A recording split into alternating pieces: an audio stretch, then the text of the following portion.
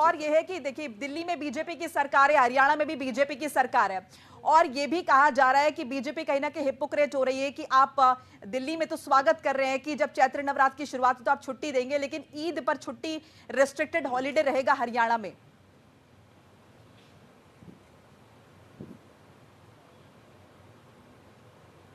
ईद में तो हॉलीडे और गेस्टेड हॉलीडे पूरे देश में होता है, उसमें दिक्कत क्या है? पूरे भारत में हॉलीडे कई कई सालों से होता है, उसमें दिक्कत क्या है? नहीं तो एकाएक ये फैसला इस तरह से लाइमलाइट में क्यों आया? अगर ये आपको लग रहा है कि पहले से ही ऐसा है और ईद पर छुट्टी नहीं होती है।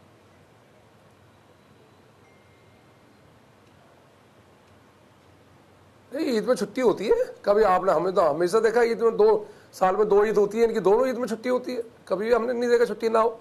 ये तो इस तरह का मामला, मैंने फिर कहा ना, क्रिएट करते हैं जो धर्म के ठेकेदार हैं, उन्होंने एक ऐसा माहौल बनाते हैं ये त्योहारों में, जब त्योहार होते हैं हिंदुओं के, जब त्योहार होते हैं, नवरात्रि होते हैं, तो जानबूझ के एक स्वार्थ खत्म करना, हिंदू मुस्लिम करना, और ये सब लोग हैं, जितने भी लोग हैं, कहीं ना कहीं एक दूसरे धर्म के लोगों को आपस में लड़ाने की इनकी पूरी साजिश होती है। हाँ। और ये उसका इल्जाम भाजपा पे लगा देते हैं। अच्छा रविंद्र जी, देखिए हमने संजय सिंह की तरफ से भी सुना, आम आदमी पार्टी के राज्यसभा सांसद, उन्होंने कहा कि देखिए बीजेपी का बस नहीं चल रहा है कि बड़े रेस्टोरेंट्स में या उन्हें बंद करा दे जहां पर मीट बिकता है, सर्व किया जाता है, या फिर जो शराब की दुकानें उन्हें बंद कर दे। सिर्फ उनका जो बस चल रहा है वो छोटे उन दुकानदारों पर चल रहा है जो मीट बेच रहे हैं।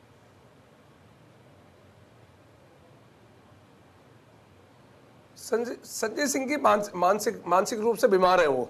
ऐसे लोगों को सीधे से लेने की जरूरत नहीं है। ये राज्यसभा के सांसद जरूर बन गए, अगर इनकी हिस्ट्री खगालोगे ये क्या करते थे दुनिया जानती है। और इस तरह का जो ये जिस तरह का लिहाजा से ये बात करते हैं, मुझे शोभा नहीं देता कि एक राज्यसभा के सांसद इस तरह की बातें करते हैं।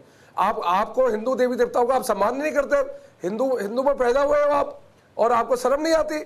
अगर कोई व्यक्ति कह रहा है मंदिरों के आगे दुकान नहीं खुलनी चाहिए मांस की, तो उसका आपको स्वागत करना चाहिए। आप KFC ले आए, रेस्टोरेंट ले आए, होटल की बात कर रहे हैं। हम तो होटल का KFC होटल का हमने जिक्र नहीं करा। हमने तो कहा है कि मंदिरों के आसपास जो दुकानें हैं, जब मंदिर में घंटा बजता है और सामने अगर मीट की दुकान खुली रहती है तो आस्था में ठेस पहुंचती है। हमारी बहनें, हमारी बहन बेटियां, मैं चुनाव प्रतिनिधि हूं, मैं जीत कर आया हूं चुनाव, मेरे पे शिकायत लेके आते लोग कि तो मंदिरों के आगे जो मांस की दुकान खुले में मांस बेच रहे हैं उनको बंद करिए। अगर हमने ये कदम उठाया है, इसके लिए स्वागत करना चाहिए लोगों को। और ये साफ पता चलता है, ये चाहे संजय सिंह हो, चाहे अखिलेश यादव हो, ये सब हिंदू विरोधी, घोर विरोधी लोग हैं। इन्हें हिंदुओं से नफरत है, सिर्फ एक धर्म के लोगों को लेके चलना है, उन्हीं के लिए करना है। कोरोना काल में दिल्ली में सारे बाजार, ईद में बाजार खोल दिए केजरीवाल जी ने, 100 करोड़ का हज हाउस बना दिया इनके लिए, 48,000 रुपए मौलाना को अपनी सरकार में दिए। पर हिंदू हित की अगर हम जैसा कोई व्यक्ति बात करता है तो इनको बेचैनी हो जाती है। हिंदू क्या इस देश में, हिंदुस्तान में हिंदुओं का हक नहीं है क्या? क्या उसको अपने त्योहार मनाने का हक नहीं है क्या? खुले में आराम से शांति से उसके त्योहारों में क्या क्यों परेशानी होती है? रामनवमी करो तो जुलूस में पत्थर फेंकते, कुछ और करो तब मंदिरों के आगे मीट की दुकान बंद करो, तब इनको परेशानी है। तो ये जब इतनी परेशानी इनको हिंदुस्तान में रहते हुए है, सत्ता में है, अब नवरात्र का मौका है, तो क्या खास करने वाले हैं? क्योंकि इस तरह की भी इंफॉर्मेशन आ रही है कि फलार जो है वो करवाया जाएगा दिल्ली में।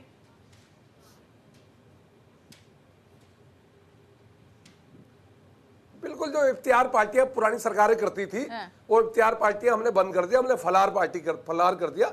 उस फलार से सभी धर्म के लोगों को अच्छा लगेगा। एक विशेष धर्म के लोगों को खुश करने के लिए पहले की सरकारों ने जो रूल निकाले थे उसको हमने खत्म कर दिया। अब विधानसभा में फलार पार्टी चलेगी जिसमें हर धर्म के लोगों को बुलाया जाएगा। एक और चीज मैं आपसे समझना चाहूंगी रविंद्र जी, देखिए इस तरह के आरोप लगातार लग रहे थे पहले भी कि जब बीजेपी सत्ता में आएगी तो कहीं ना कहीं वो लगातार सनातन की बात करेगी और धर्म विशेष, अगर हम कहें ध्रुवीकरण की राजनीति की कोशिश की जाएगी। तो ऐसे लोगों को क्या आप जवाब देना चाहेंगे? क्योंकि अभी आपने इस बात का बड़ी खूबसूरती से जिक्र किया कि देखिए मंदिर के सामने की मीट की दुकानें बंद करने की बात की जा रही है, ओवरऑल शॉप्स बंद करने की बात नहीं की जा रही है। जी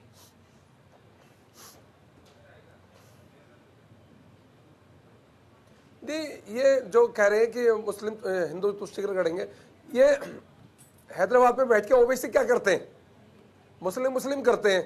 सुएद जमाई दिल्ली में बैठ के क्या करता है?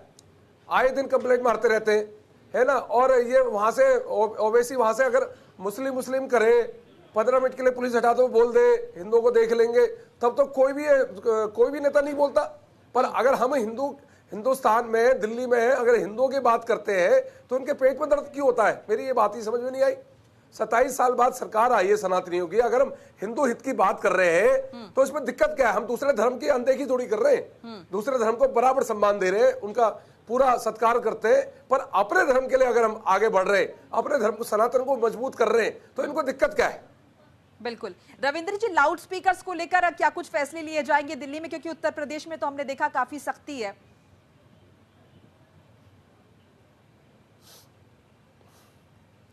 बिल्कुल है, ये अजान के टाइम पे भी जो लोगों को दिक्कतें होती है, जो लाउड स्पीकर सुप्रीम कोर्ट की अवहेलना करी जाती है, सुप्रीम कोर्ट के जो दायरा है एक आवाज का, उस दायरे से बहुत तेज बजाते हैं, तो उसके लिए पूरी विधानसभा में मैंने तो पत्र लिखा है, मैं तो अपनी विधानसभा बंद कराऊंगा। जितने भी ये तेज आवाज में जो माइक चल रहे हैं मस्जिदों में, ये बिल्कुल 100% बंद कराऊंगा, क्योंकि मैं बर्दाश्त नहीं करूंगा। मेरे यहाँ पे कोई भी व्यक्ति अपनी चलाए, ये नहीं चलेगा मेरे यहाँ पे। इसके लिए मैं पत्र भी मैंने पहले भी दिया है, मैं दोबारा पत्र दूंगा। सुप्रीम कोर्ट का हम सम्मान करते हैं, सुप्रीम कोर्ट की जो गाइडलाइन है, जो आवाज की गाइडलाइन है, उसके तहत मेरी विधानसभा में अजान होगी। उससे तेज अगर कोई करेगा तो माइक जब्त होंगे। रविंद्र जी, एक और चीज मैं समझना चाहूंगी, आप अपनी विधानसभा को रिप्रेजेंट कर रहे हैं जाहिर, और उसके लिए आप तमाम तरह के काम कर रहे हैं, लेकिन अगर यही लाउड स्पीकर की आवाज या अगर तेज आवाज जो है मस्जिदों की जगह अगर मंदिरों से आएंगी, क्योंकि जाहिर है लोग आपसे जवाब एक्सपेक्ट करें, तब आपका रिएक्शन क्या होगा? नहीं, बिल्कुल कानून सबके लिए बराबर है, सुप्रीम कोर्ट की गाइडलाइन सबके लिए, वहां भी यही होगा। ऐसा नहीं कि हम सिर्फ मुसलमान के लिए करेंगे। अगर मंदिरों में अगर तेजबाजी हो रही है तो वहां भी बिल्कुल गाइडलाइन यही चीज करी जाएगी जो मस्जिदों में करेंगे। वो आप बेफिक्र रहिए, हम लोग लोकतांत्रिक देश में रह रहे हैं, सभी धर्मों को हम सम्मान करते हैं, पर कोई एक धर्म की बात करता है तो हम अपने धर्म की बात क्यों ना करें? फिर एक और चीज मैं जानना चाहूंगी रविंद्र जी, देखिए अब दिल्ली में जब से बीजेपी की सरकार आई है, कहीं ना कहीं नाम बदलने की जो सियासत है वो भी शुरू हो गई है। इसे लेकर भी तमाम आरोप लग रहे हैं, खासतौर से आम आदमी पार्टी का कहना है, हमने आतिशी सिंह मालेना का भी स्टेटमेंट सुना, उनका कहना है कि अब ये जो नाम बदलने की सियासत है वो शुरू हो गई है, जमीनी स्तर पर भारतीय जनता पार्टी कोई काम नहीं कर रही।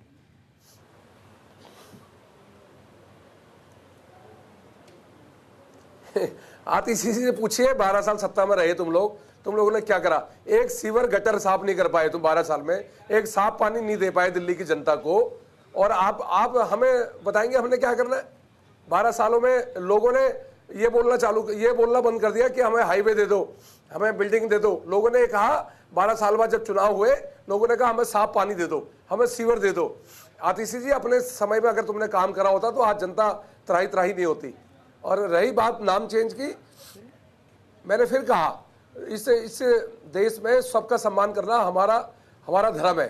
मेरी विधानसभा में कई लोग मेरे पास शिकायत लेके आए कि नवरात्रों में जो मांस की दुकान, जो पनीर की दुकानें हैं, उसमें लिखा हुआ है गढ़वाल पनीर, और जब पेमेंट करने जाओ तो कोई दूसरा विशेष धर्म का नाम आता है, तो उसमें लोगों को आहत होती है कि भाई कम से कम नवरात्रों में हमें इतनी आज़ादी तो हो कि जिससे हम पनीर खरीद रहे हैं, दूध खरीद रहे हैं, तो हमें ये तो बताओ ये कौन से धर्म का है।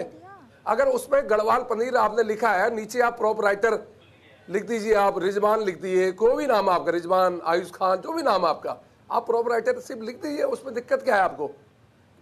आजकल आप देख रहे हैं यूट्यूब के माध्यम से, टीवी के माध्यम से थूक जिहाद चल रहा है, पेशाब जिहाद चल रहा है। लोनी में एक जूस वाला कई सालों से थूक मिलाता था, पेशाब मिलाता था, तो लोग डरे हुए हैं, सहमे हुए हैं। लोग चाहते हैं कि अगर वो नवरात्रों में व्रत रख रहे हैं तो उससे जानने का इतना अधिकार होना चाहिए कि कौन से धर्म की दुकान है, ये कौन है, कौन व्यक्ति बेच रहा है। बिल्कुल, और प्योरिटी उन्हें सब हो, ये सुनिश्चित